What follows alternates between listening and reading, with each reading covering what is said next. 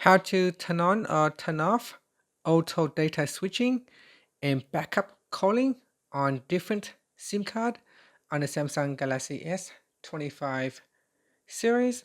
First, tap on the home button to return back to the home screen.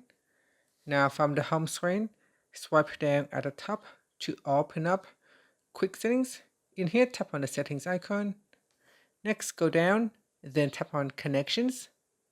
Now in here, go down and tap on SIM manager. After that, we scroll down and then tap on data switching and backup calling. Tap on the toggle button to turn it on or switch it off. Here, tap on the left hand side panel and it will give you more information about this feature. And here it says switch to another SIM for mobile data if the preferred SIM can't connect. If Wi-Fi calling is on, SIMs will also be able to make and receive calls when they are out of network range. And that's it. After, you can tap on the home button to return back to the home screen. Thank you for watching this video. Please like and subscribe to my channel for more videos.